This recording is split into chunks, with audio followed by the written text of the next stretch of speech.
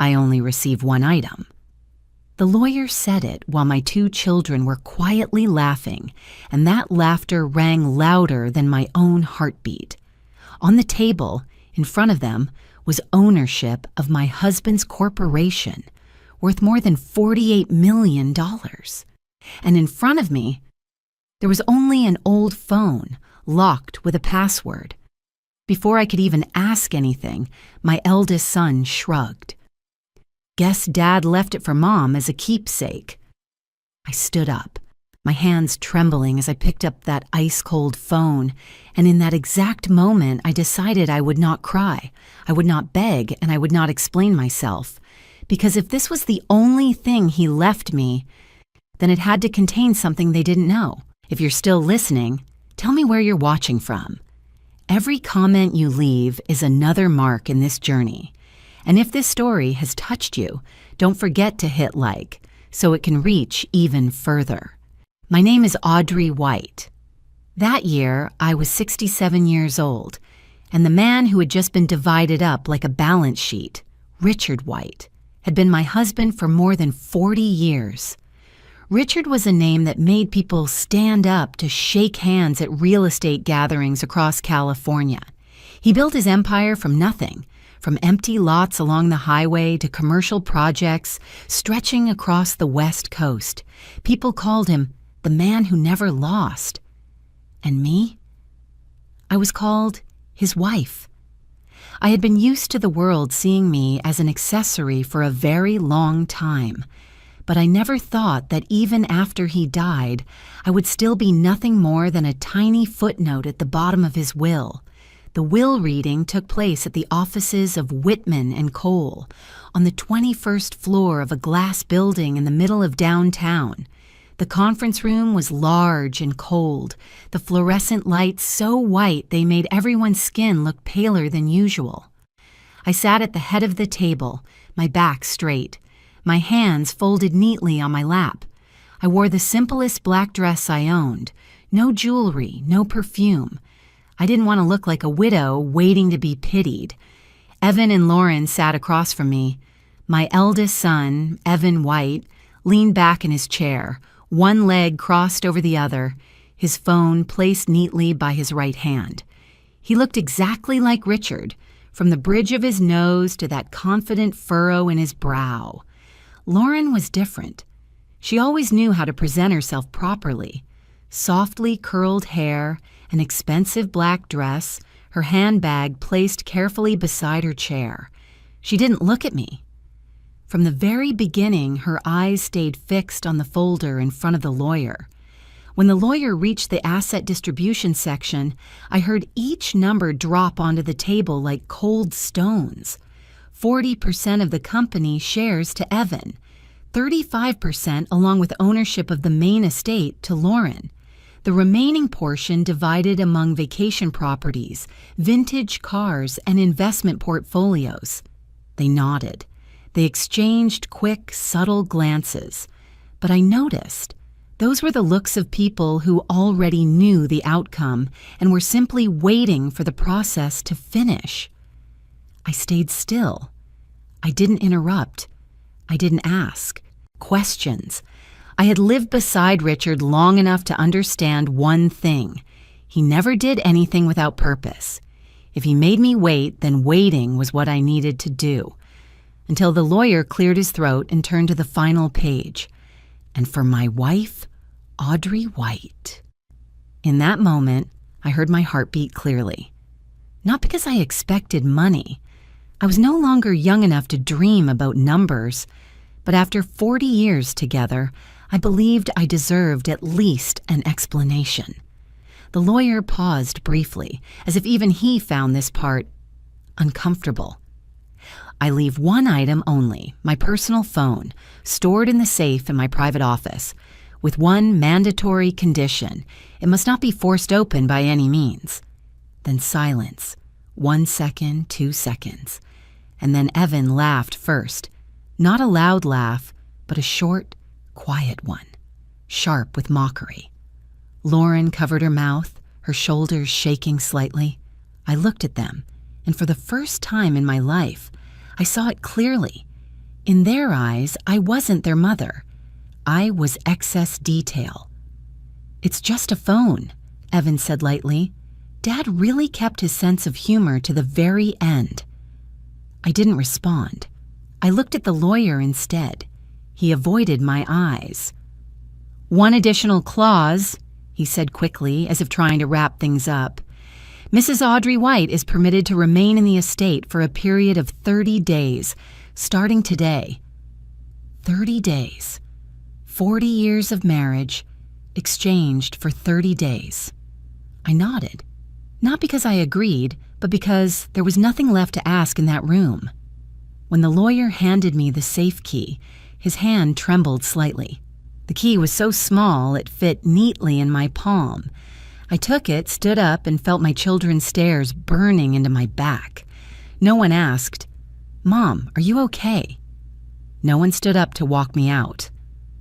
I left the conference room and walked down the long glass hallway.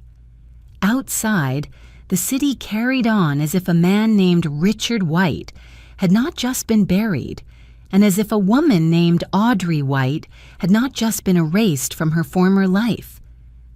Richard's private office was on the 18th floor, at the far end of the hall. Everything looked exactly as it had on his last day alive. The walnut desk, the unfinished project sketches, the leather chair he always used, the familiar scent of black coffee mixed with old wood. The safe was hidden behind an abstract painting I had never liked. Richard used to call it a long-term investment. I took the painting down and inserted the key. Click. The sound was so small that without paying attention, you might think it was just metal brushing against metal. Inside the safe was exactly one item, the phone. Not a new model, not a sleek smartphone. It was an older one, the plastic edges slightly worn at the corners. I picked it up. Cold, heavier than I expected. I pressed the power button. The screen lit up. The logo appeared. And then, our wedding photo. I was younger, thinner, my eyes brighter. Richard stood beside me, his hand resting lightly on my waist, smiling with the confidence of a man who believed the world already belonged to him. Then the lock screen appeared. 6 empty circles. Password required. I tried our wedding date. Wrong. His birthday. Wrong. Evan's birthday. Wrong. Lauren's birthday. Wrong. Each wrong attempt made the phone vibrate gently, like a polite but firm refusal. I sat down in Richard's chair. The leather creaked softly beneath my weight. I looked at the phone resting in my palm, and for the first time since he died, I didn't cry. Not because I was strong, but because something deep inside me had just woken up. Richard never made jokes, and he never abandoned anything he considered important. If he left me a locked phone, it wasn't a keepsake. It was a door, and whatever truth waited behind that door, I knew one thing for certain. This phone could not be meaningless. Richard's funeral had taken place 3 days before the will reading, but it wasn't until I walked out of the law office with that cold phone in my hand that I truly returned to that moment, as if my mind needed time to accept reality before allowing the memory to surface. The funeral home was in Pasadena, an elegant place with perfectly trimmed lawns and straight rows of cypress trees leading to the main hall. Everything there was designed to feel solemn, expensive, and emotionally distant. When I walked in that day, the heavy scent of white flowers hit me immediately, turning my stomach. Richard hated flowers. He used to say they were only beautiful for a moment before dying, just like relationships built on appearances. And yet that room was overflowing with flowers, large wreaths, elaborate arrangements, ribbons bearing the names of corporations, partners, and investment funds. All names I recognized, but never truly knew. Richard's coffin sat in the center. dark wood, meticulously polished, expensive enough that I immediately knew Evan had chosen it. My son always believed anything connected to his father had to be worthy. I stood in front of the coffin for a long time, but I didn't step closer. I didn't have the strength to look at that motionless face again. The last image of Richard I carried was of him collapsed over his desk, surrounded by unfinished drawings and contracts, an image I only learned about later, through his secretary. The service began on time. People stood and sat according to the coordinator's cues. Evan and Lauren sat in the front row closest to the aisle. I was placed in the second row, alone. At first, I thought it was a mistake. I waited. I expected someone to come sit beside me, but no one did. Not a hand reached for mine, not a whispered word of concern. I sat there, my back straight, my hands resting on my handbag, feeling like I had taken someone else's seat. I turned to look at Evan. He had his head lowered, but not in prayer. His phone rested on his lap, the screen lighting up constantly. I could clearly see names appear and disappear: lawyer, assistant, chief financial officer, bank. Evan nodded, whispered a few words, then ended the call. Lauren wasn't much different. She held her phone with both hands, fingers moving quickly, her focus so intense I knew she wasn't hearing a single word being spoken at the front. I realized that at their father's funeral, my children were working. The officiant began speaking about Richard White, a brilliant businessman, a philanthropist, a visionary. The words flowed smoothly, polished, carefully edited to avoid touching any sharp edges. No one mentioned that Richard worked 16 hours a day. No one spoke about the nights he sat alone in his office, cold coffee beside him, trying to save a failing project. No one mentioned the chest pains he ignored because the work wasn't finished yet. No one spoke of the man who died alone. I listened with an empty heart. The words weren't wrong, but they weren't right either. They were a beautiful summary written to make listeners feel comfortable, not to tell the truth. I sat there, staring at my husband's coffin, and wondered, if Richard could hear this, what would he think? He would probably smile politely. Richard was always good at that. When it was time for the family to speak, Evan stood up. He spoke briefly and efficiently, thanked the partners, emphasized that the company would continue according to his father's vision. He didn't mention me once. Lauren didn't stand. She simply lowered her head, placed her hand over her chest for a few seconds, a perfect gesture for the cameras. I wasn't invited to speak, and I didn't stand. I didn't believe there was anything I could say in that room without making things uncomfortable. I had grown used to stepping back for far too long. Throughout the service, the phone in my purse felt like a stone. I didn't have it yet, but that sensation, that weight, had appeared early. I remember gripping the strap of my bag tightly, trying to keep my hands from shaking. I thought about Richard, about the last time we spoke. Over the phone, brief, rushed. He said he'd be home late. I said I'd leave dinner in the oven. We didn't say, "I love you." We'd grown used to saving those words for later. Later never came. When the service ended, everyone stood almost at once, as if an invisible signal had been given. Evan was the first to step into the aisle. He didn't look back at the coffin. Lauren followed, answering her phone as she walked. I remained seated for a few more seconds, watching the room slowly empty, the white flowers still standing there, silent and unfamiliar. I stood up last. No one waited for me. In the reception area outside, people gathered in small clusters. I saw handshakes, polite hugs, whispered conversations about stocks, projects, and the transition period. I saw Evan standing at the center of a group, his expression serious but confident. I saw Lauren smiling softly at a woman I didn't know, her eyes bright in a way I hadn't seen in a long time. No one came to me. I stood beside a small table with coffee and cookies, holding a paper cup I didn't drink from. I felt like a shadow, present but unseen. A few people approached, offering polite condolences. "Richard was a great man. You must be very proud." I nodded, smiled appropriately, thanked them. I had done it hundreds of times in my life, smiling when expected, even when empty inside. There was only one moment that truly jolted me awake. I heard Evan speaking with a man near the door.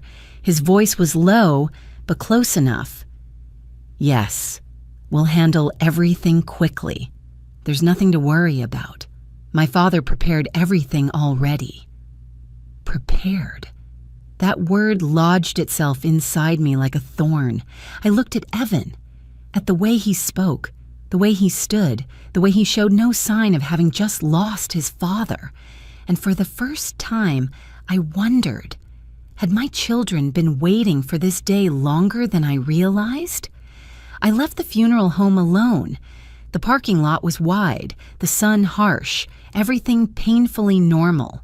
I got into my car, closed the door, and sat there for a long time before starting the engine. I didn't cry. I had cried enough in the nights before.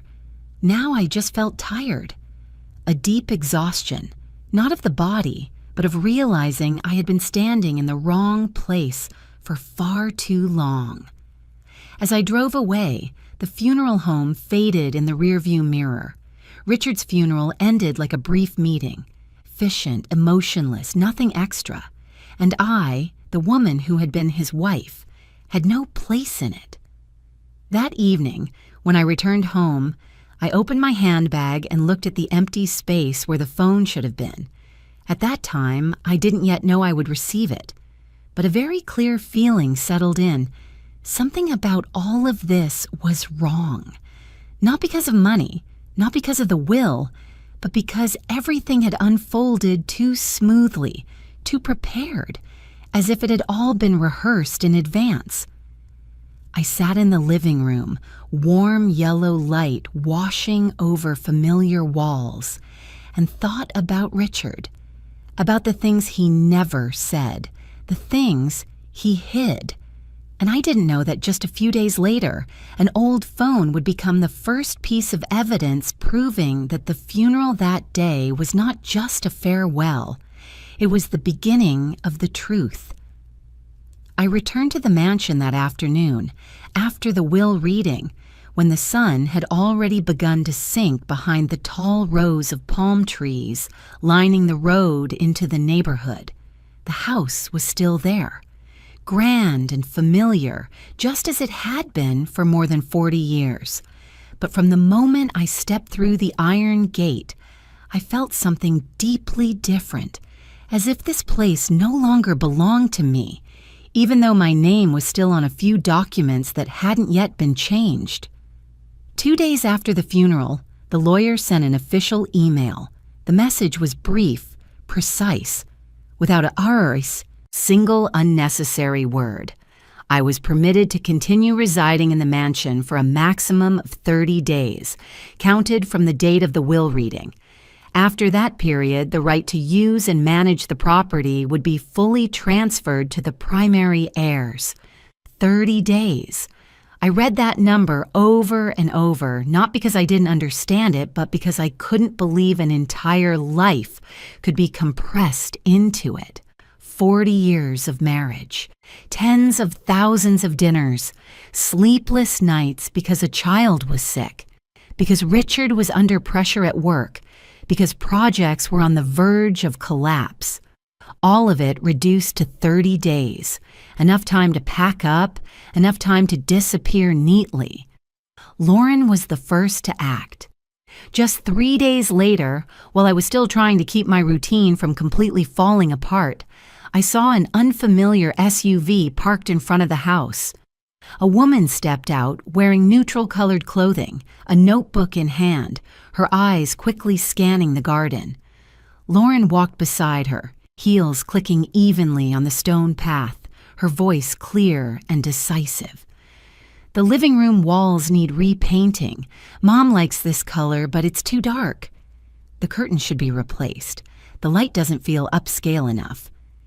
This dining table can stay, but the chairs should be changed." I stood on the front steps, watching them move through the house like two strangers surveying a newly purchased property. No one greeted me. No one asked for my opinion. Lauren glanced at me briefly, offering a thin smile.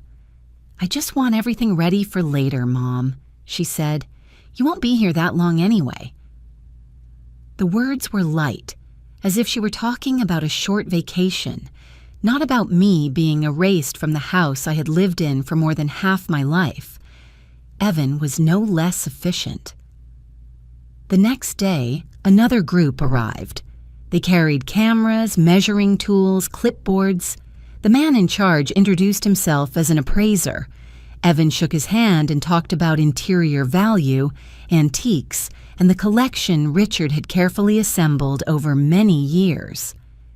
I watched them open Richard's office door.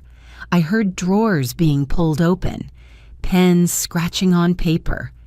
Evan stood there, pointing things out, explaining, as if the place had belonged to him all along, and I was just a guest who hadn't left yet. I moved from room to room, silently like a shadow. Rooms that had once been filled with memories were now called by different names. Main living area, common space, potential layout. They were no longer the places where I read every morning, decorated for Christmas, or hosted the children's birthdays. I began hearing familiar phrases, repeated over and over, wrapped in the tone of concern. "Don't worry, Mom. We'll find you a suitable place. You don't need a house this big anymore. You won't have to worry about upkeep so much." Those words weren't wrong, but they were hollow. They sounded like things people say to soothe a child, not to speak to a woman who had lived her entire adult life in this house. No one asked what I wanted. No one asked if I was ready. That evening, after everyone had left, I locked the doors, went upstairs, and entered my bedroom, the room Richard and I had shared for decades. I sat on the edge of the bed, opened my handbag, and took out the phone. It fit neatly in my hand, silent, lifeless. A small object, yet carrying a strange weight. I pressed the power button again, even though I already knew the result. The screen lit up, the wedding photo, 6 empty circles. I took a deep breath, trying to keep my hand from shaking. I tried the familiar passwords again, not because I believed they would work, but because I needed to be certain I hadn't missed something obvious. The day we bought this house, the day Richard signed his first major contract, the address of the small place we lived when we were newly married. Wrong, wrong, wrong. Each incorrect attempt made the phone vibrate softly, then display a message telling me I had to wait a few minutes before trying again. I stared at the screen, feeling as if someone were watching me, judging, measuring, controlling every move. Richard liked control. Not in a tyrannical way, but in the way of someone who believed that if he didn't keep a tight grip on the wheel, everything would crash. I had grown used to it. I had lived in his orbit for so long that I hadn't realized how much of myself had slowly disappeared. But this was different. He was dead. And yet I was still being controlled. I set the phone down on the nightstand, stood up, and walked into the dressing room. Dresses, suits, coats, all hanging neatly in place, but I knew their days in this room were numbered. I opened a drawer and took out a small wooden box. Inside were a few personal items, the ring I wore when we were first married, some old photographs, and a handwritten letter Richard had written to me many years ago after a fight when he didn't know how to apologize. I picked up the letter and reread it, and for the first time since he died, I felt a slow, simmering anger. Not anger over the will, but anger over the silence. Richard had known what the children would do. He was far too intelligent not to see the change in them, and yet he said nothing to me.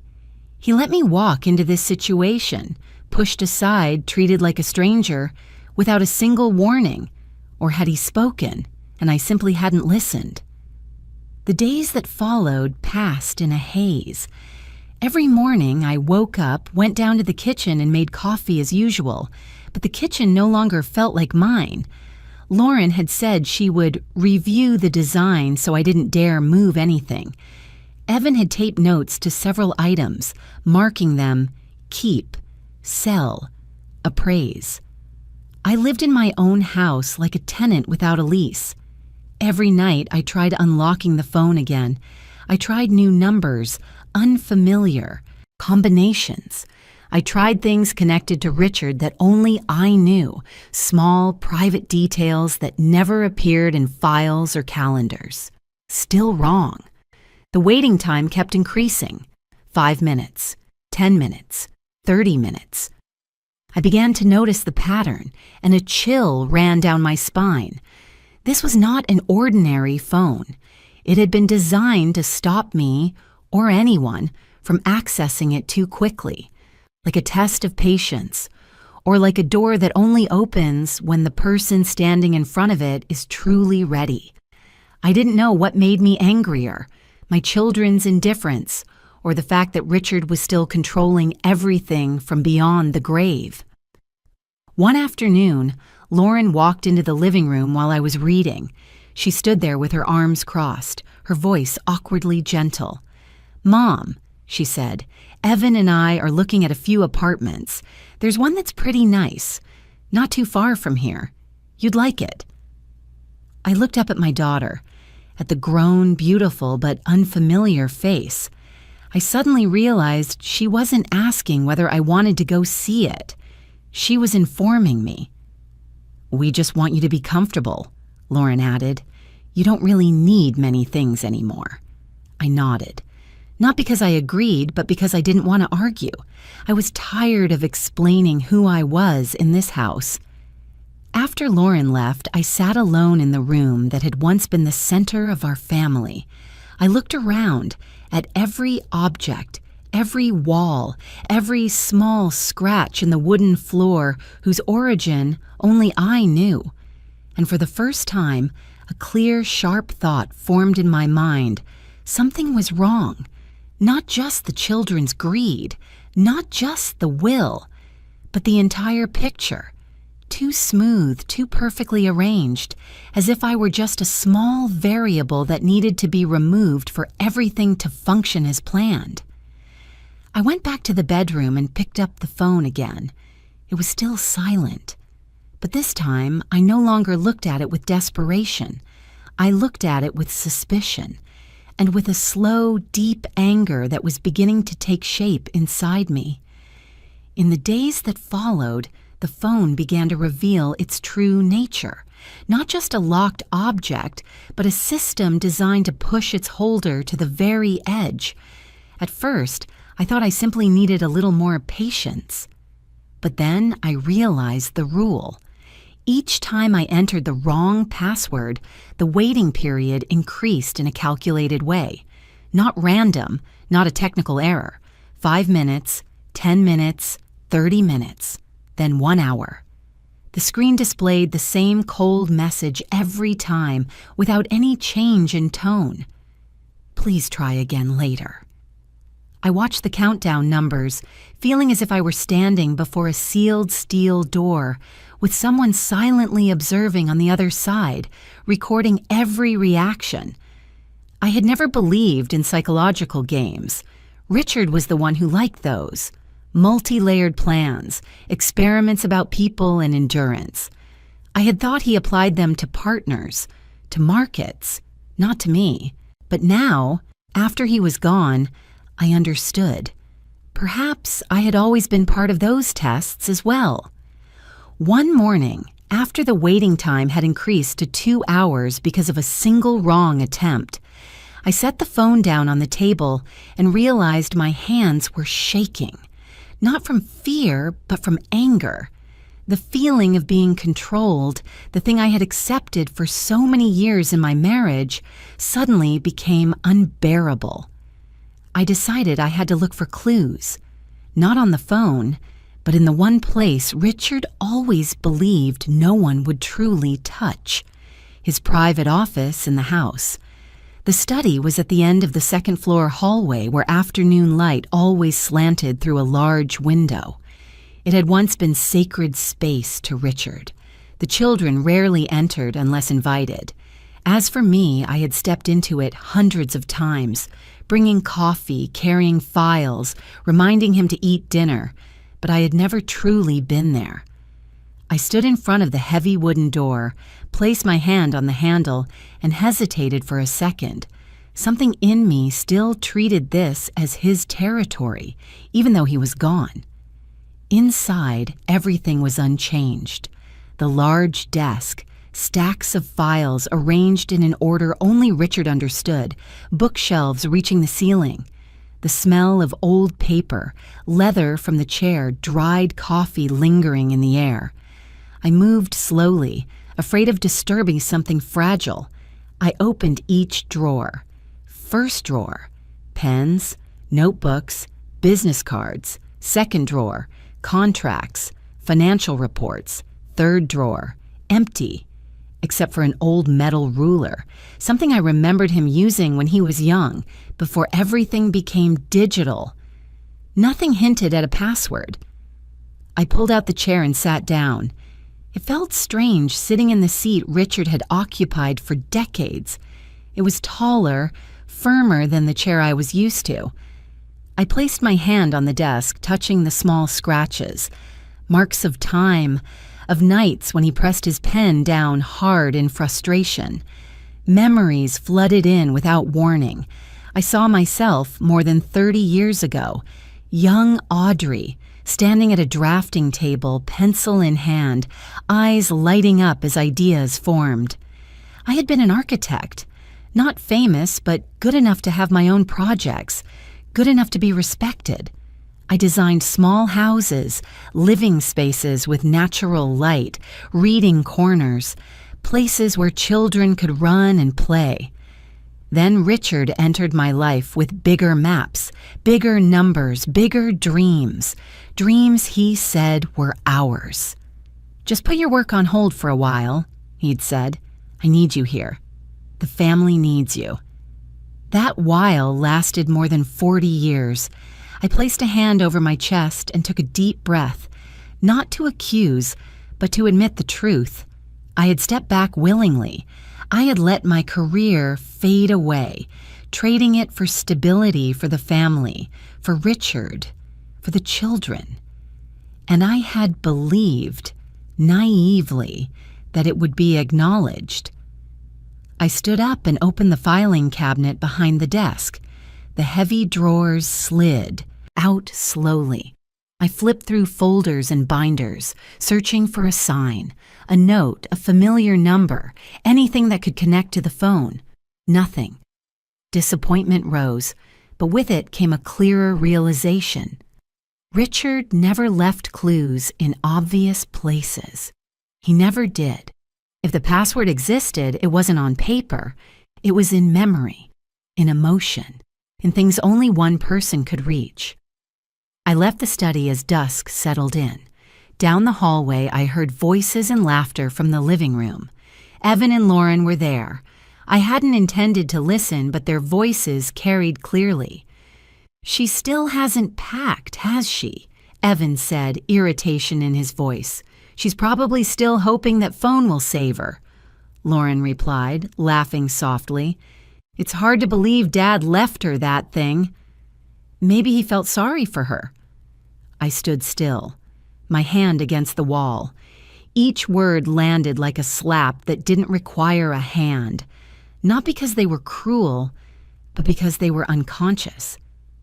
My children weren't deliberately insulting me. They simply no longer saw me as a person with an inner life, with value. I turned and walked back to my room before they noticed I was there. That night, I couldn't sleep. I lay in bed, staring at the dark ceiling, listening to the steady ticking of the clock. Every time I closed my eyes, I saw the phone screen with 6 empty circles. I saw the countdown numbers. I saw my own hand entering the wrong code, over and over again. I sat up at 2 a.m. and picked up the phone, even though I knew I still had to wait. I just wanted it in my hands, as if holding it would give me back some sense of control. But I couldn't control anything at all. The nights that followed were the same. I began suffering from chronic insomnia. During the day, I tried to act normal, but my mind was constantly spinning. Every time I heard footsteps in the hallway, I startled, afraid that Evan or Lauren would walk in and remind me of the 30-day deadline like a silent threat. The phone never left me. I carried it with me when I went into the kitchen, when I sat down to read, when I stepped into the garden. It became part of my body, an invisible weight pressing on my chest, on my thoughts. At times, I wondered if I was imagining too much. Maybe Richard had simply left behind a phone, nothing more. Maybe I was assigning meaning to it because I needed something to cling to. But then I remembered Evan's eyes in the conference room. I remembered the words at the funeral. I remembered how everything had been arranged so neatly, so quickly. No, this wasn't random. Richard was not the kind of man who left things to chance. One night, close to dawn, when I woke again from restless sleep, I sat up, picked up the phone, and looked at it for a long time. I didn't enter a password. I didn't touch the screen. I just looked. And for the first time, I didn't feel despair. I saw a game, a psychological game Richard had started, and whether I wanted to or not, I had been pulled into it. He wanted a reaction. He wanted confusion. He wanted anger. The only question was, why? I set the phone down, stood up, and walked to the window. Outside, the sky was beginning to lighten. The palm trees stood silent in the gentle breeze. The house was still asleep. In that dim light, a thought formed slowly but clearly inside me. If this is a game, then I will not quit. And if Richard believed I was strong enough to reach the end, then I will prove him right. The 30th day arrived faster than I expected. That morning I woke very early, even though I had barely slept all night. The pale light of dawn filtered through the bedroom curtains. The room I once thought I would live in until the end of my life. I lay still for a few minutes, listening to the familiar sounds of the house, the soft wind slipping through window cracks, the faint creak of wood under someone's footsteps downstairs. Everything felt the same as always, and that was what made it hurt more. I got up and opened the closet. Most of my belongings had been packed into boxes the day before. Lauren had helped me do it, or rather supervised. She stood with her arms crossed, watching me choose what to keep, occasionally offering gentle reminders. "You don't need to take that, Mom. You can leave this one. The new place is small." The new place. A phrase that felt hollow. I took only what was truly necessary. A few simple outfits, some old books, the wooden box of photos, and the phone. The locked phone stayed in my handbag just as it had for weeks. I no longer tried to unlock it every night. The waiting time had grown absurd. I kept it with me only as a reminder that my life did not end here, even if everything around me was trying to prove otherwise. Evan wasn't there that morning. He had gone on a business trip, or at least that was what he said. Lauren walked me to the door. She hugged me quickly, lightly, as if holding on too long might become inconvenient. "Call if you need anything," she said, her voice just gentle enough not to sound cold. I'm fine, I replied. I stepped outside and stood on the stone steps for one more second. I turned back and looked at the house, the white columns, the garden where I had tended every flower bed, every shrub. 40 years of memories fit perfectly into a single frame, and I had been erased from it in 1 month. No one stood beside me then. The car that took me away, an old sedan Evan had arranged, rolled slowly out of the gate. I didn't look back again. I knew that if I did, I wouldn't be strong enough to go on. The new apartment was less than a 20-minute drive from the mansion, but it felt like another world. The building was old, its gray paint peeling in places. The hallway was narrow, lit by dim yellow lights, smelling of dampness mixed with old food. The elevator creaked as it climbed to the 3rd floor. My apartment had one. Small bedroom, a living room so narrow it barely fit an old sofa and a coffee table. The kitchen was a corner space with a 2-burner electric stove and an old refrigerator that hummed steadily. The window looked out onto the parking lot behind the building, where neon lights reflected off cracked concrete. I stood in the middle of the empty room, suitcase at my feet, and wondered, how did I end up here? Lauren said this place was just enough. I didn't argue. I no longer had the strength to. I set the suitcase down, opened it, and hung a few clothes on the flimsy metal rack. Everything moved slowly, as if my body were trying to adjust to a new rhythm my mind hadn't yet accepted. The allowance Evan promised arrived at the end of the first week, $600. When the bank notification appeared on the ATM screen, I stood there for a long moment. $600 to cover rent, utilities, food, medication. I did the math quickly, a habit from the early days of my marriage to Richard when every dollar mattered. The numbers didn't add up. I started cutting back. First, the medication. I had blood pressure pills I was supposed to take daily. I decided to take them every other day, then once every 2 days. I told myself, I'm fine, it's temporary. Food became simpler too. Bread, canned soup, instant noodles. I ate less. Not because I wasn't hungry, but because I was afraid I would need that money more tomorrow than today. Evenings in the new apartment were quiet in an unpleasant way. There was no rustling wind in the garden, no large clock ticking in the living room, only the sound of cars in the parking lot, a television from the neighboring unit, and the old refrigerator, humming like an artificial heartbeat. I called Evan in the 2nd week. The phone rang for a long time before going to voicemail. I didn't leave a message. I called Lauren. It rang 5 times, then stopped. I sent a short text. I just wanted to check in. The message was marked as read, but there was no reply. I sat on the old sofa, the phone on the table, watching the screen fade to black. The feeling of abandonment didn't arrive all at once.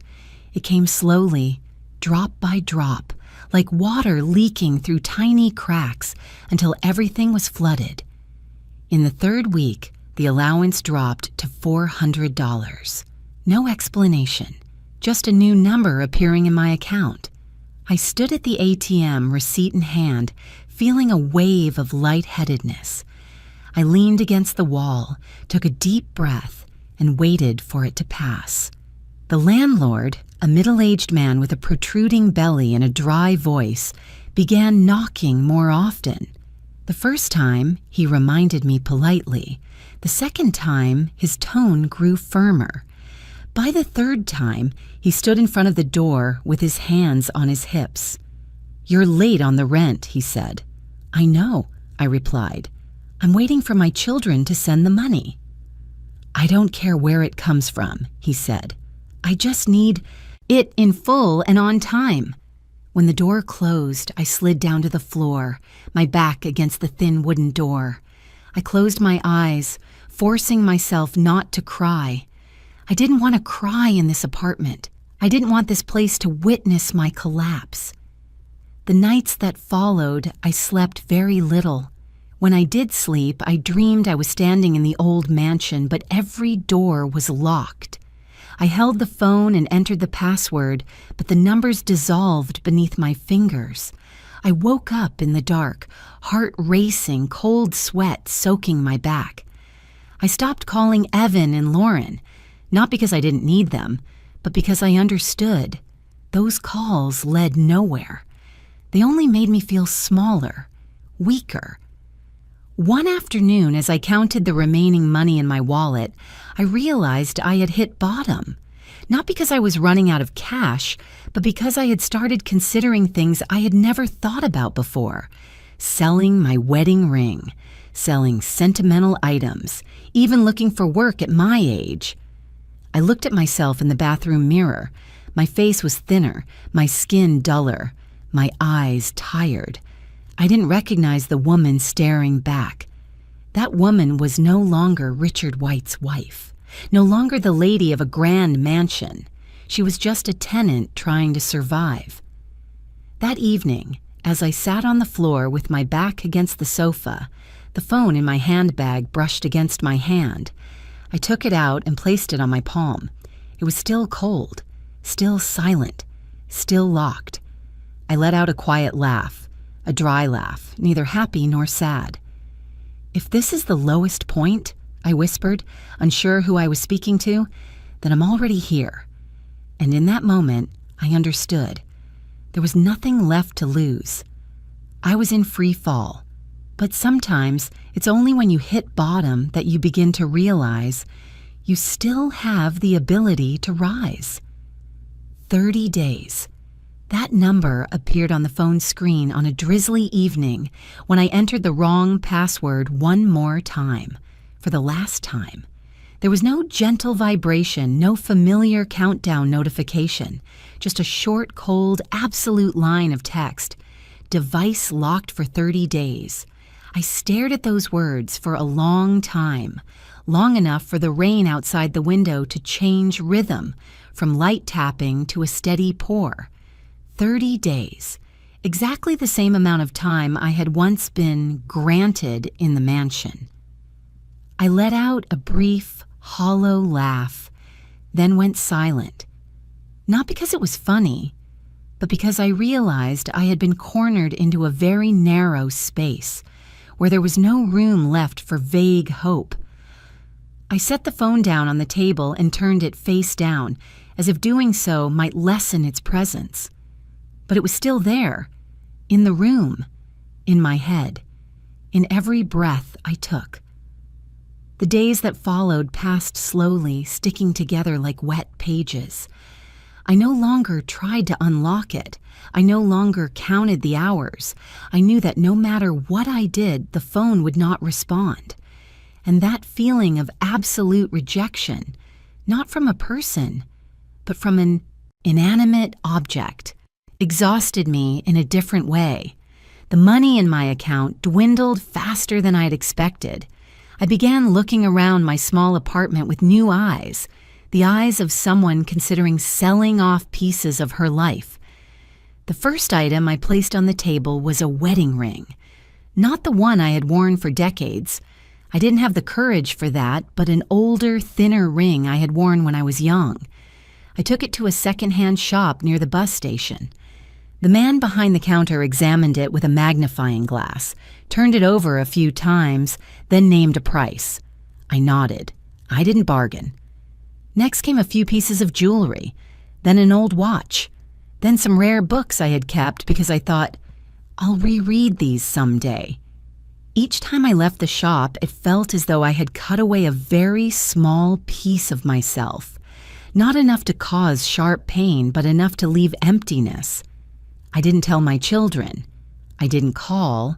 I didn't text. Not because I didn't want them to know, but because I wanted to see whether in the silence they would notice my absence. They didn't. By the 4th week, I had no choice but to call Evan, not to complain, just to ask about the overdue rent. The phone rang longer than ever before. Then voicemail answered, polite and distant. I left a short, neutral message without blame. There was no response. I called Lauren. This time she picked up. Her voice sounded busy. "What is it, Mom?" "I just wanted to ask about this month's money." "Oh, that," Lauren interrupted, her tone softening slightly. "I think you should start figuring things out on your own. We can't support you forever." I held the phone, saying nothing. "I understand," I said at last. "Okay," Lauren replied quickly. "I'm in a meeting." The call ended. I sat still, watching the screen fade to black. There was no burst of anger, no tears, just a cold confirmation. They had fully withdrawn their hands from me. My birthday fell in the middle of that time. I woke up that day like any other. No flowers, no card, no phone call. I made myself a weak cup of coffee and sat by the window watching rain fall on the parking lot. I remembered past birthdays. Richard usually gave me a small, understated gift, a book, a pen, a quiet dinner. This year, there was nothing. I didn't celebrate. I didn't remind anyone. I went out and bought a small cake from a nearby shop. I ate it alone, cutting it into 2 pieces out of old habit, then realizing I only needed one. I put the other piece in the refrigerator, not knowing why. That evening, I sat on the living room floor with my back against the sofa, the phone placed in front of me, locked, silent, like a door that had decided not to open. I closed my eyes. "Are you satisfied now?" I whispered, unsure who I was talking to. If this is a lesson, then I've learned enough. I didn't believe Richard could hear me, but I kept speaking, because there was no one else. "I did everything right, Richard. I stayed. I sacrificed. I trusted you. And now I'm here, alone, without a home, without money, without children." My throat tightened. I took a deep breath, trying to keep my voice from breaking. "If that phone is what you left for me, then why did you lock it like this?" There was no answer, only the sound of rain outside the window. In the days after my birthday, my body began to react. Sudden dizziness, mornings when I had to sit for a long time before standing up. I knew I couldn't keep cutting my medication like this, but I also didn't know where the money would come from. The landlord came back, this time without knocking. He waited for me in the hallway, arms crossed. "If you don't pay by this week," he said, "I'll send a formal notice." I nodded. I didn't argue. I didn't beg. I had already used up all those words. That night, I sat on the bed for a long time, staring at the locked phone on the nightstand. I didn't touch it. I just looked. And for the first time, a very dangerous thought appeared. Should I give up? Not giving up in a dramatic sense, but letting go. Accepting that some doors are not meant for me. Accepting that 40 years of living for others have led me to an ending like this. I lay down and turned my face toward the wall. Tears came, but not violently. They were quiet, warm, soaking into the pillow. I didn't try to wipe them away. And then, when I thought I had hit bottom, when everything inside me settled into something close to emptiness, something very small happened. Not on the phone, not from my children, but from me.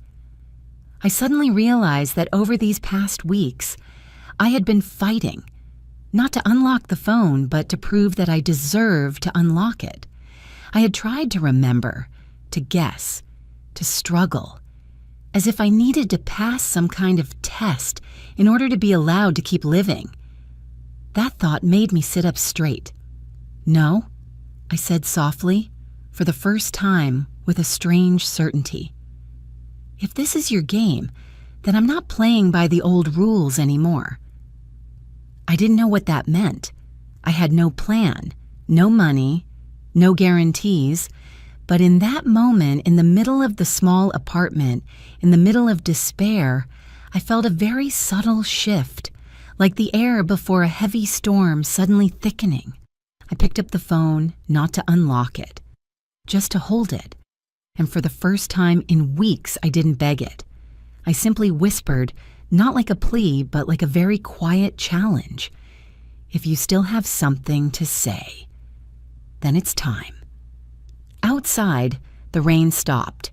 Inside me, something, very slowly, very deeply, began to turn. I don't know why I picked up the phone at that moment. There was no warning sign, no clear thought, just a very light impulse, like when your hand reaches out to catch something that's about to fall before your brain has time to give the command. I sat on the edge of the bed, the room so silent that I could hear the faint metallic sound as my fingernail brushed against the edge of the device. The screen was still black. I pressed the power button. The light came on slowly, unhurried, as if it, too, were deciding whether it should respond to me. The logo appeared, then disappeared. The old photo showed up, the photo of Richard and me taken many years ago on an autumn afternoon. I was younger, my hair longer. He was standing slightly angled toward me, his hand resting on the back of the chair. I had looked at this photo dozens of times over the past weeks. It no longer hurt the way it once had. It was just a memory, frozen in place. The familiar words appeared. Enter passcode. 6 empty circles. I didn't think. I didn't review the numbers I had already tried. I didn't repeat dates, milestones, painful or happy memories. I didn't try to remember. I just let my hand move. My thumb touched the screen, pressed the first number, then the second. A slow, steady rhythm without hesitation. I wasn't counting. I wasn't looking.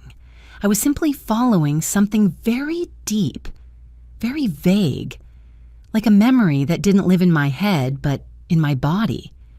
When I pressed the final number, I still didn't look up. Then, very softly, a sound appeared. Not the error tone, not the familiar gentle vibration of rejection, but a small click, almost impossible to hear, like an old lock finally deciding to turn. I lifted my head. The circles lit up. The screen flickered once, and then it opened. For a second, I didn't understand what was happening.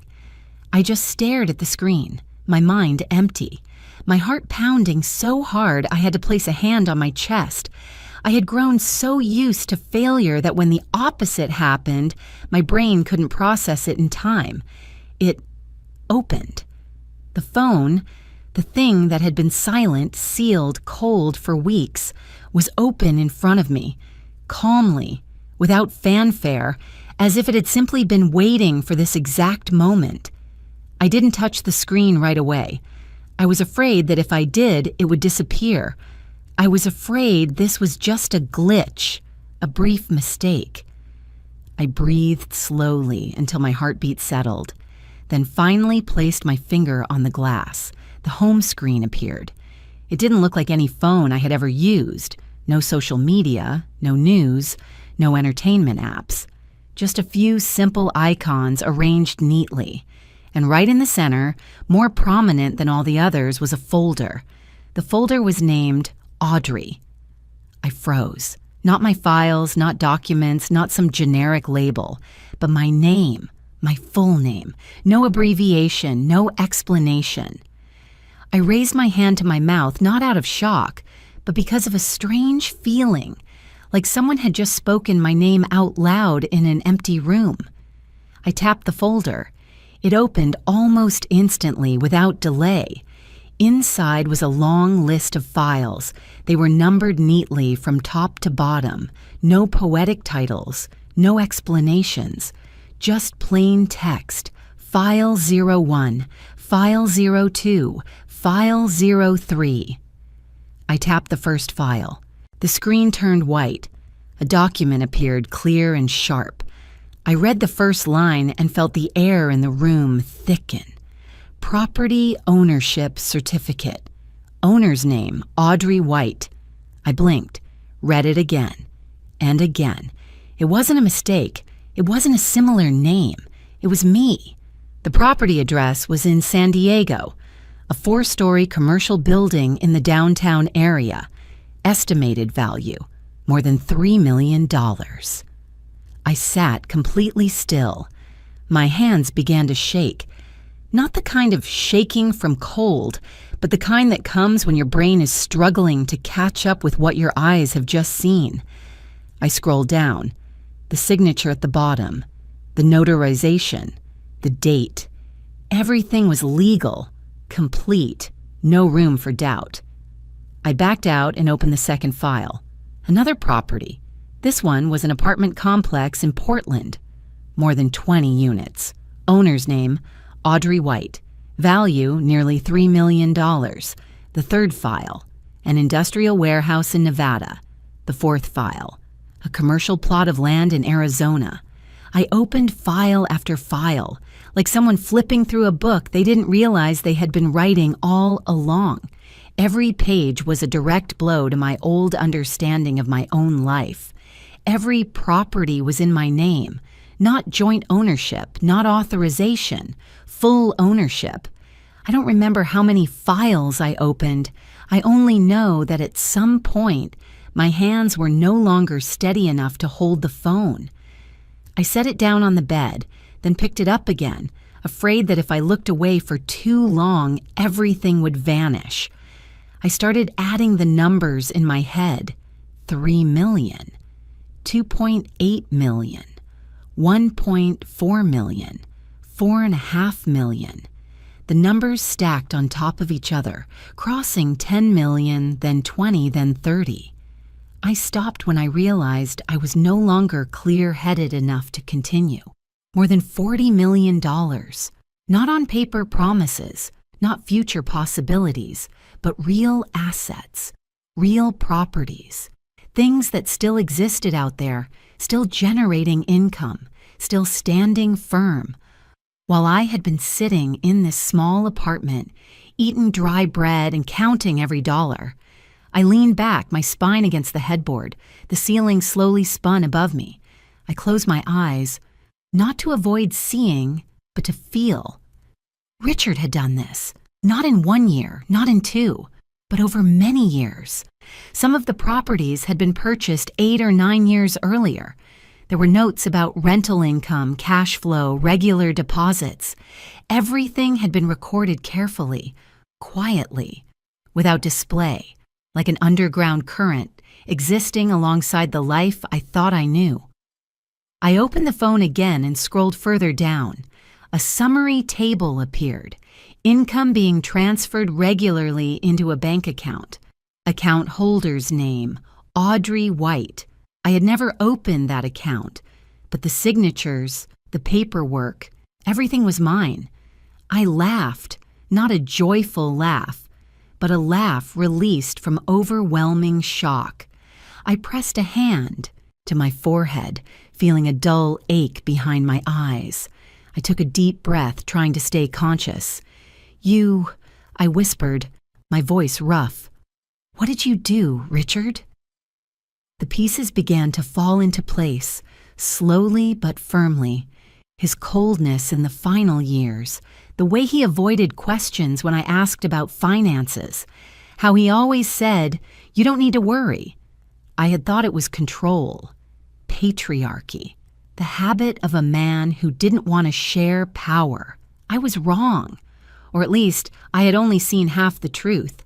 Richard had been preparing for a long time, not for the children, but for me. Not in the way I expected, not with words or a clear will, but with a silent plan, patient, cruel enough to force me to hit bottom before I could stand up. I didn't know whether to be angry with him or grateful to him, probably both. I picked up the phone again, this time my hands no longer shaking as before. I swiped the screen and looked again at the folder bearing my name. It wasn't a gift, it was a return of something I had lost long ago, the right to have my name on my own life. Outside the window, the parking lot was still wet from the earlier rain. The neon lights still reflected on cracked concrete. Nothing outside had changed. But inside me, something had shifted. I was no longer the woman who had been pushed out of her home, living on a trickle of allowance, begging for unanswered calls. I was still in this apartment, still wearing old clothes, still unable to afford a proper meal. But I knew, and knowing alone was enough for the world to begin turning in a different direction. I sat for a long time in front of the open screen, pale blue light reflecting off the low ceiling of the apartment. The numbers, the text, the documents were still there, but I didn't open any more files. I knew I wasn't ready yet. The dizziness hadn't fully passed, as if I had just stepped out of a dark room and my eyes hadn't adjusted to the light. In the lower corner of the screen, there was an icon I hadn't touched yet. A small, simple icon, not as prominent as the folder with my name, a voice recording app. I knew what it was even before opening it. My finger hovered in the air. I realized I was hesitating in a way that felt very familiar. Just like the times I stood outside Richard's office, hand on the doorknob but not turning it, afraid of what waited on the other side. I took a deep breath, then touched the screen. The list was short, only one recording. The file name wasn't elaborate. No date, no note, just a simple line, like his voice when he no longer wanted to explain things to anyone. For Audrey. I closed my eyes for a second. When I opened them, my finger was already resting on the play button. There was a brief moment of silence, then a soft breath, a faint rustling sound like someone adjusting a chair, and then his voice came through. Not the voice he used in meetings, not the hard, steady tone he used with partners, but Richard's voice when it was just the two of us, when he was tired, when he didn't need to pretend to be strong. Audrey. Just hearing my name once like that made me bite my lip to keep from crying. I hadn't heard him say my name that way in a very long time. If you're listening to this, he continued slowly, then it means I'm no longer there to say this to you in person. I set the phone down on the bed, but kept my hand on it, as if afraid the voice would disappear if I let go. I imagine you're very angry right now, he said. Maybe you think I'm cruel. Maybe you think I betrayed you in some way. He paused, his breathing heavier. You have every right to think that. I let out a silent laugh, a faint, bitter curve of the lips. Angry? I had already passed that stage. What I felt now wasn't sharp. It was deep and heavy, like a stone pressing against my chest. I'm sorry, Richard said without detouring this time. I'm sorry I let you suffer. I'm sorry I didn't tell you beforehand. I'm sorry I made you feel abandoned. I closed my eyes. His words fell slowly, not rushed, as if each sentence had been carefully chosen. I know these past months would be hell for you, he said. I know the children would treat you coldly. I know you would have to leave the house you considered your life. I know you would begin to doubt yourself. I opened my eyes and stared at the ceiling. He knew. He had known. And he let it happen anyway. I didn't do this to punish you, his voice lowered. I did this because I believe that without that fall, you would never truly see. I shook my head slightly, as if he could see me. See what clearly? I had already seen more than enough. I've watched our children for many years, Richard continued. I kept convincing myself they just needed time, that they would mature, that they would learn gratitude. He let out a very soft laugh, short and tired. I was wrong, and that was my greatest mistake. His voice dropped even lower, carrying an admission I had never heard from him when he was alive. I taught them how to make money, he said, but I never taught them how to value people, especially you." I felt my throat tighten. I wanted to argue, to say that he shared responsibility for that he had let me step back for far too long. But I stayed silent. I let him speak. "I know that if I had told you about those assets while I was still alive," he continued, "I know exactly what you would have done." He didn't need to say more. I knew. I had always known. I would have suggested sharing them with the children. I would have worried. I would have questioned whether I deserved them. I would have once again put other people's needs first. "I couldn't let that happen," Richard said. "Not because I didn't trust you, but because I trusted you too much." I laughed, this time out loud. A small, fractured sound. "I needed you to see them with nothing left to hide," he said. "I needed you to see who Evan and Lauren truly are, not through the role of a self-sacrificing mother, but with your own eyes." He paused. The silence stretched longer. When he spoke again, his voice was slow and firm. "That phone was not a joke, Audrey. It wasn't a memory test. It was a door." I held my breath. "The passcode isn't in dates," he said. "It's not in numbers anyone could guess. It's in the place you abandoned a long time ago." I remembered the moment my hand had moved on its own, without thought. A memory not stored in my head, but in my body. I understood. "The day that phone opens," he continued, "won't be the day you become rich. It will be the day you become free." His voice softened, the way it used to late at night, when the world outside had gone to sleep. "I set that timing to coincide with your 70th birthday," he said, "not because of the number, but because I wanted you to step into the next part of your life as yourself." 70 years old. I looked down at my hands, the wrinkles, the age spots. I had thought 70 was the end, a period, a closing chapter. Richard had thought differently. "I know you'll be angry," he said, his voice heavier, "and you have every right to be. I accept that, but I hope that when the anger fades, you'll understand that I did this because I believed in you more than anyone." I raised my hand to cover my mouth. Tears fell, not in a rush, but quietly, like water finally finding a way out. "That phone," he said, "is not something I left for you." I shook my head slightly. "It's something I returned to you."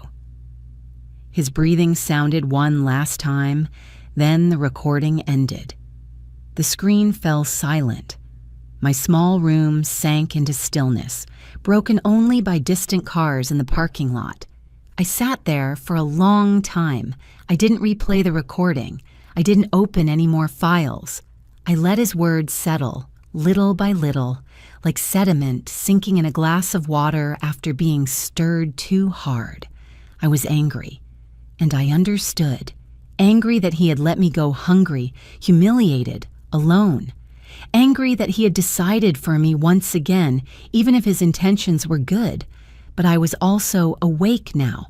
I had seen my children clearly, more clearly than ever before. And without those months, I might have gone on deceiving myself. I picked up the phone and placed it neatly on the table. I didn't call anyone. I didn't announce anything. I didn't ask for advice. I didn't tell Evan. I didn't tell Lauren. I didn't even call a lawyer. I chose silence, not out of fear, but because for the first time in my life, I understood that silence could be an active choice, not submission. I didn't need them to know what I now knew. Not yet. I stood up and opened the window. Cool night air flowed in. I took a deep breath and felt my chest open. Somewhere inside me, something had ended, and something else, very slowly, very steadily, was beginning. I remained by the window long after the recording ended, not because I needed more air, but because I needed time to accept that what I had just heard was real. Richard was gone, but he hadn't vanished. He had only changed the way he existed, from a man of flesh and bone into a chain of carefully calculated decisions, revealing themselves layer by layer. When I returned to the table, the phone was still there, quiet, as if it had never kept me awake night after night. The screen was dark, but I knew that inside it an entire world was waiting for me to step in. I touched it lightly to wake it again, not out of curiosity, but because something Richard had said wouldn't let go of me. You are never alone. If not the children, then who? I opened the contacts. The list was so short it made me freeze. Not 10 numbers, not 5, just one name, Thomas Reed. No photo, no notes, just a name and a phone number with a familiar California area code. I repeated the name in my mind, and old memories began to stir. Thomas Reed, Richard's close friend, a man I had met only a few times at polite, obligatory dinners, quiet, always impeccably dressed, never flashy, a lawyer, but without the coldness I had seen in others in that world. Thomas always kept his distance, courteous, but his eyes were constantly observing, like he saw things others overlooked. Richard rarely spoke about him. Only one sentence repeated whenever I asked about complicated legal decisions. Thomas is the man I trust most. I stared at the number for a long time. Call or don't call? Part of me wanted to remain silent, to keep this secret to myself just a little longer, like a small flame newly lit. I was afraid that opening the door too soon would let the wind blow it out. But another part of me, the part learning to stand upright again, understood that I couldn't do everything alone. Not now. I pressed call. The ringing sounded steady, unhurried. I counted in my head. 1, 2, 3. I almost thought no one would answer. Then, on the 4th ring, a deep, warm male voice came through. Audrey. Not hello, not who's calling, but my name, spoken as if he had been waiting for this call for a very long time. I swallowed. You are Thomas Reed? Yes, he said. I've been waiting for you. Not waiting. Waiting. Those words are different, and Thomas knew that. I'm not sure where to begin, I said. You don't need to, he replied.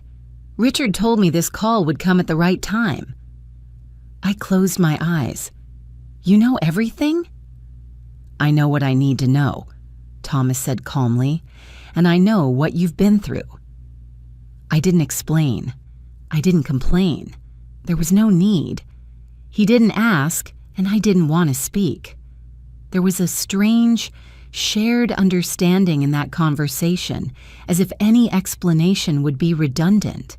The assets on the phone, they're all real? I asked, even though I already knew the answer. Completely real, Thomas replied without hesitation. All documents are legal, notarized, carefully managed, and most importantly, everything is in your name. I took a deep breath. And the cash flow? Still running, he said, for many years now. I leaned back in my chair. The small apartment suddenly felt so quiet I could hear my own heartbeat. How much? I asked, my voice softer. Thomas paused briefly, as if choosing his words carefully so I wouldn't be overwhelmed. In addition to the property value, he said slowly, you currently have a little over $6 million in cash across linked accounts. That amount comes from rental income, conservative investments, and reinvested profits over many years. I said nothing. Not because I didn't believe him, but because my body needed a few seconds to understand that I was no longer living day to day in survival mode. Richard was very careful, Thomas continued. He didn't allow anyone, not even the children, to access this information. Why did he trust you so much? I asked. Thomas gave a very small smile, not a happy one. Because I was the only person who ever told him that. If he didn't change, he would lose you. That sentence stunned me. Richard wasn't someone who took advice easily, Thomas went on, but he listened to me on that point, even if it was late. I looked around my apartment, the place where the landlord had knocked so many times demanding rent. I'm about to be evicted, I said, allowing my voice to weaken for the first time in the call. I know, Thomas said, and that won't happen. I held my breath. Right after you hang up, he continued, I'll transfer enough to cover all outstanding rent, plus the next 3 months. Your landlord will receive the money within 24 hours. You don't have to, I began.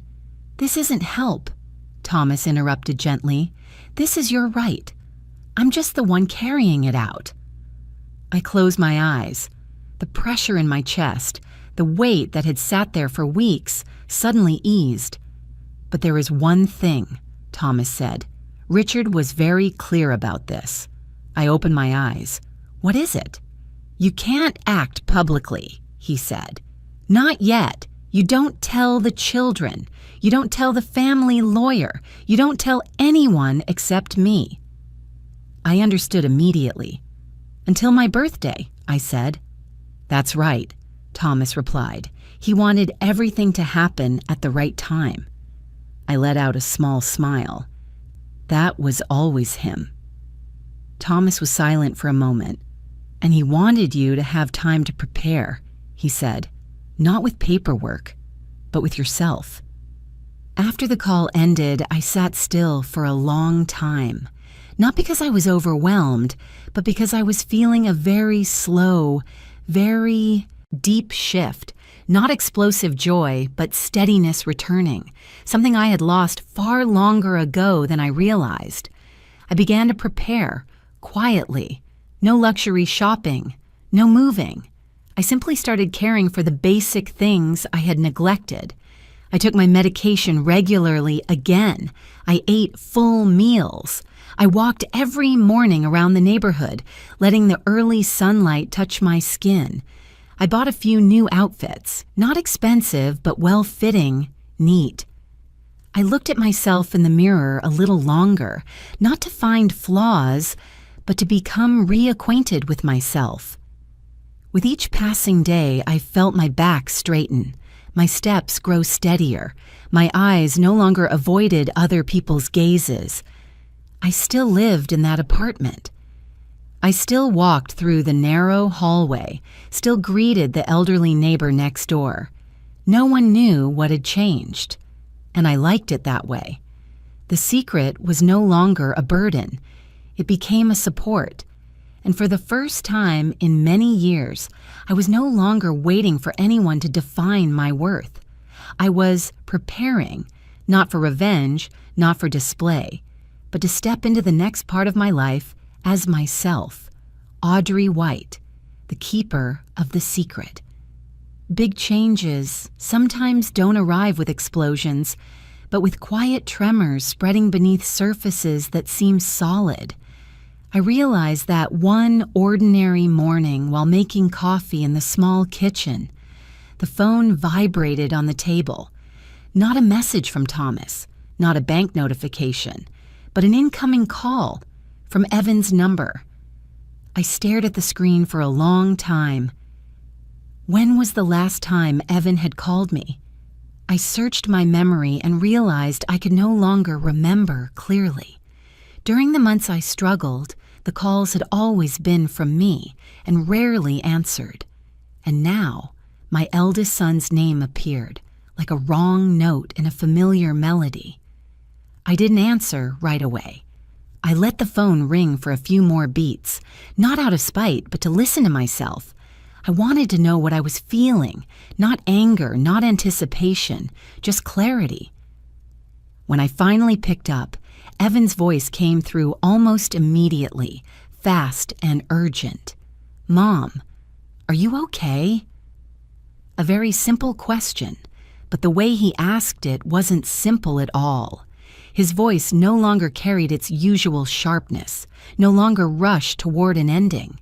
There was a clear tension in it, as if he were trying to stay calm while something inside him was already cracking.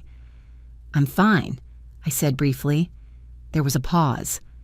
Evan cleared his throat. "Mom, where are you right now?" "At home," I said. I didn't say apartment. I didn't say rental. I just said home. And I knew Evan would interpret that however he wanted. "Oh, that's good," Evan said quickly. I wanted to check on you." I didn't reply. I let the silence do its work. I had learned that sometimes silence makes people reveal more than any question ever could. "Mom," Evan continued, lowering his voice, "the company has been having some trouble lately." I watched, the steam rise from my coffee cup and dissolve into the air. "Is that so?" I asked evenly. "Yeah," Evan exhaled. "Some older projects. Ran into issues. A few loans came due that we didn't expect." I didn't sound surprised. Not because I already knew, though I did, but because I understood this wasn't the moment to react. "Lauren's been really stressed too," Evan added, as if layering weight onto the story. "She hasn't slept much these past few nights." "Is that right?" I said. Evan went quiet again. I imagined him standing in Richard's old, spacious office, phone in hand, staring at some blank patch of wall where awards and framed photos used to hang with pride. "Mom," Evan said, slower this time, "we thought maybe you should know what's going on." I smiled very slightly. "No." A word that sounded considerate, but beneath it lay a very familiar probing. "What do you think I could help with?" I asked. Evan hesitated. Just a brief moment, but enough for me to hear the panic slipping through the cracks of his carefully controlled voice. "I mean, you were Dad's wife," Evan said. "Maybe there are things Dad left behind that we don't fully understand." I set my coffee down. "The will was read," I said. "You remember that, don't you?" "I do," Evan replied quickly. "But the lawyer said there are still some complex clauses, financial structures. Dad was always very discreet." I didn't answer right away. In my mind, Richard's voice echoed from the recording. I needed you to see them with nothing left to hide, and here it was. "Did you call to check on me?" I asked calmly, "or to ask about money?" Evan inhaled sharply. "Mom, it's okay," I interrupted, still composed.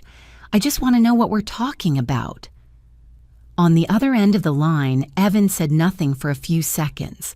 Then his voice changed completely. No more circling. "The company is in danger," Evan said. "The debt is bigger than we thought. If we don't fix this in time, we could lose everything." I closed my eyes briefly, not out of heartbreak, but because I could now see with absolute clarity the picture Richard had drawn long before. "And you think I have the answers?" I said. "I think you might have information," Evan replied. Dad trusted you." A very good line, and a very late one. The call ended shortly after. Evan didn't ask outright.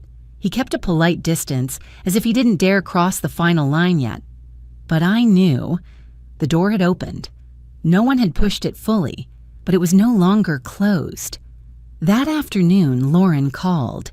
Unlike Evan, her voice was softer, almost pleading. "Mom," she said, stretching the word the way she used to. "How have you been? Are you eating properly?" I leaned back in my chair. Pretended concern. Richard had been right. When money becomes a problem, concern returns very quickly. "I'm fine," I said. "Thank you." "I know." "We haven't been around much," Lauren said, her voice trembling slightly. "But everything happened so fast. We were under a lot of pressure, too." Pressure because of money, I said, not as an accusation, but as a statement. Lauren fell silent. Then she sighed. Mom, the company is in really bad shape. I didn't respond. Do you remember Dad ever mentioning private investment funds? Lauren asked, or accounts he didn't put under the corporation? I looked out the window. The sunlight that day was pale, neither harsh nor sad. An ordinary day, something I hadn't had in months. I don't remember, I said, and it was true in a very precise way. I didn't remember. I knew. Lauren went on for a while longer, more than Evan, more emotional, but the substance was the same. Panic wrapped in gentle words, fear hidden behind the word family. When the call ended, I didn't feel relieved. I didn't feel burdened. I just felt clear, clearer than ever. The corporation Richard left behind, the thing my children had proudly taken over like a trophy, was beginning to reveal its true face. Old loans, over-budget projects, financial commitments built on the assumption that everything would keep expanding forever. Richard had left them a large ship, but he had also left it with a hull full of cracks. And now, as water began to pour in, Evan and Lauren panicked and turned back to look for the person they had abandoned on shore. I sat there in my small apartment, listening to the ticking of the wall clock. Each passing second was a tiny shift in the balance of power. I didn't call back. I didn't text. I didn't promise anything. I didn't act distant either. I simply observed. I observed the way my children's voices trembled when they mentioned money, the speed with which they remembered me once things began to fall apart, the way, "How are you, Mom?" was followed almost immediately by, "Do you remember what Dad said?" And in that observation, I fully understood the lesson Richard had wanted to teach, not to punish our children, but to let me see myself and my true place in this story. I didn't reveal the secret, not because I feared losing leverage, but because I knew that when truth is spoken too early, it loses its weight. The balance had shifted, and this time I didn't need to do anything at all. I only needed to stand firm. That morning, I woke up before the alarm went off, not because I was anxious, but because my body had grown used to waking early over the past weeks. Light slipped through the curtains, soft and clear, without the heaviness that used to accompany mornings. I got up, made tea, and drank it slowly, letting the warmth spread through my throat. Today was my birthday, 70 years old. I put on the dark blue dress I had chosen a few days earlier. Not elaborate, not showy, but fitting in a way that surprised me. I looked at myself in the mirror longer than usual, not to search for signs of age, but to recognize something that had changed in my eyes. They no longer avoided. They were steady, direct, and clear. Thomas Reed's office was in an old building downtown, not flashy like the glass towers where Richard used to work, but solid and quiet. When I stepped inside, the scent of old wood and paper reminded me of libraries from long ago, places people went to find truth, not to display power. Thomas stood when I entered. He smiled, subtle and restrained. "Happy birthday, Audrey," he said. "Thank you," I replied. My voice sounded calm, as if today were just another ordinary day. But I knew beneath that calm, something was surging. Evan and Lauren were already there. Both sat on the opposite side of the long table next to the family lawyer. Evan looked more worn than the last time I'd seen him. Tie loosened, dark circles under his eyes. Lauren maintained her usual polished appearance, but her hands on the table kept tightening and releasing, an uncontrollable habit. When I sat down, no one spoke. I noticed my children's gazes had changed. The quiet contempt was gone, But it wasn't respect yet either. It was caution, the kind that appears when people are no longer sure they hold the advantage. Thomas opened his briefcase. "Let's begin," he said evenly. "Today, according to Richard White's instructions, the remaining asset structure will be fully disclosed." Evan leaned forward. Lauren held her breath. "For many years," Thomas continued, "Richard White built two parallel systems of assets, one public, the corporation you are currently managing, and one independent, privately managed." He slid the first folder toward me. "All properties listed here, commercial buildings, rental apartment complexes, industrial warehouses, are owned by Audrey White." Lauren let out a very small sound. Evan froze, his eyes locked on the pages. Thomas went on. "The current estimated value of this real estate portfolio is over $40 million. The air in the room thickened. I didn't look at my children. I looked at the edge of the table where light reflected in a thin, straight line. I focused on my breathing, steady, unhurried. Thomas placed a second folder down. "In addition, linked accounts, including accumulated cash from rental income and conservative investments, currently total over $6 million. Evan swallowed hard. Lauren raised a hand to cover her mouth, then lowered it, as if afraid of appearing weak. "And this," Thomas said calmly, "is the final part." He opened the thickest folder. "An independent investment structure established many years ago. Current estimated value, approximately $68 million. Sole owner, Audrey White." There was no sigh, no protest, only a heavy silence dropping straight onto the table. "Altogether," Thomas concluded, "the total value of the assets under Audrey White's name exceeds $110 million, with no associated debt." Lauren shook her head slowly. "No, that can't be," she said, her voice breaking. Dad never told us anything." Thomas looked straight ahead. "He told me." Evan turned toward me. For the first time, I saw not just fear in my son's eyes, but a very naked question. "Mom," Evan said, "how long have you known about this?" "Since I needed to know," I replied. "Then you'll help us, right?" Evan said quickly, as if afraid I might have time to think. "The company is on the edge, just a small part."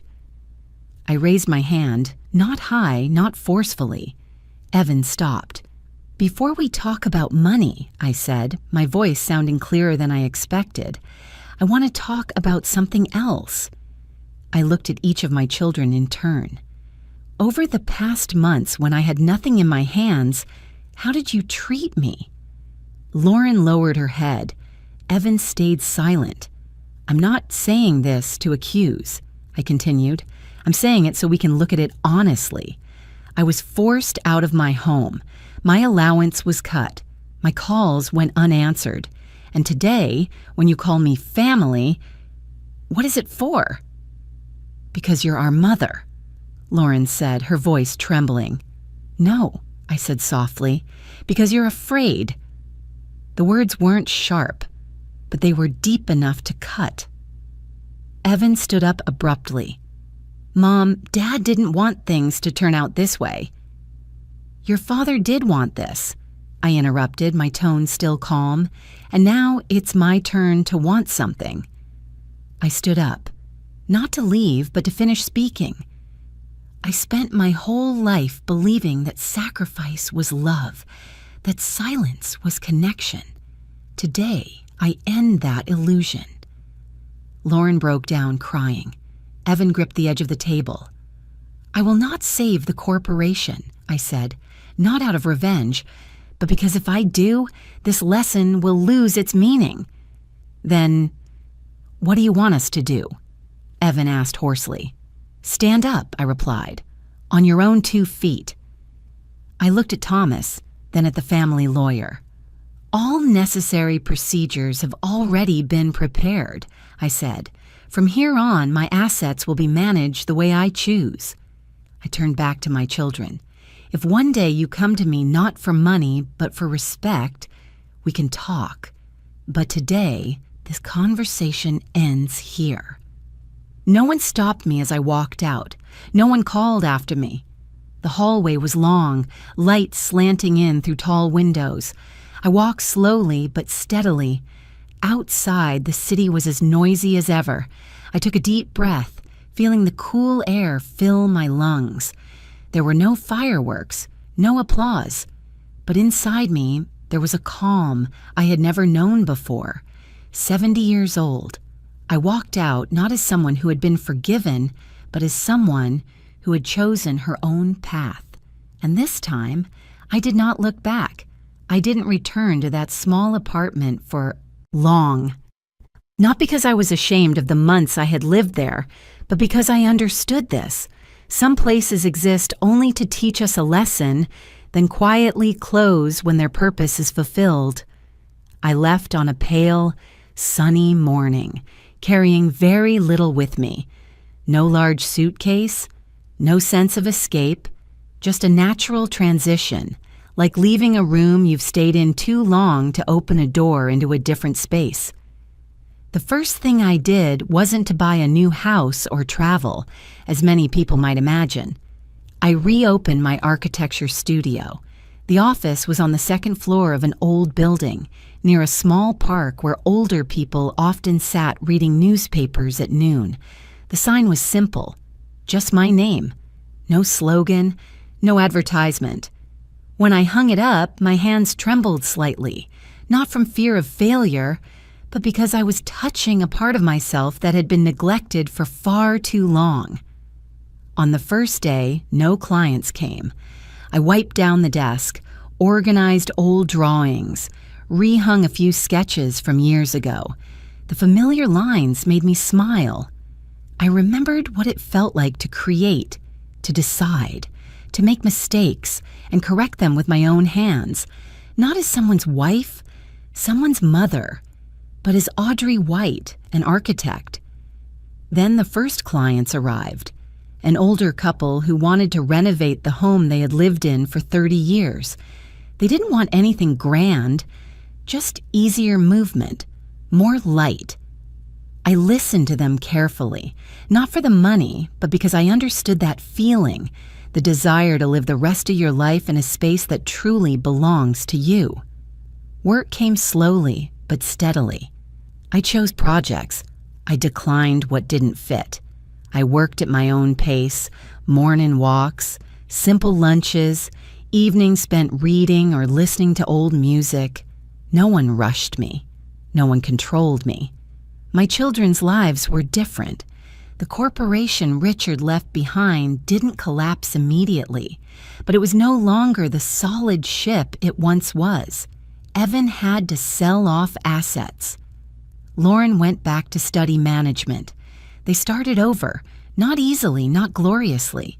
We didn't talk much, but I knew that for the first time in their lives, they were living by their own choices, not leaning on their father's shadow or their mother's sacrifice.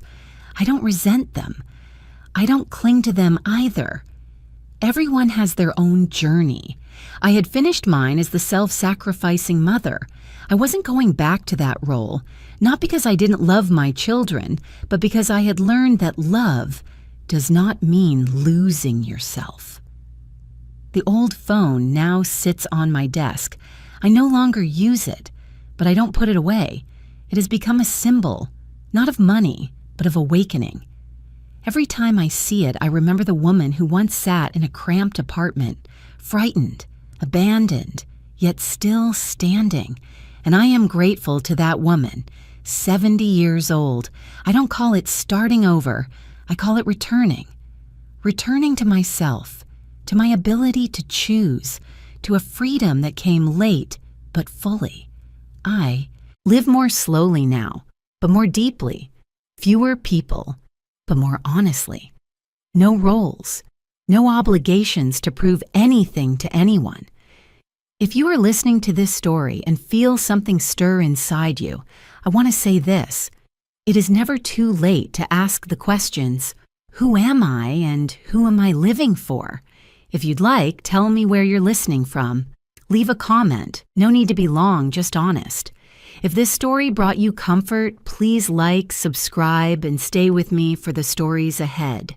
Thank you for listening, for walking with me, and for giving me the chance to tell the journey of finding my way back to myself.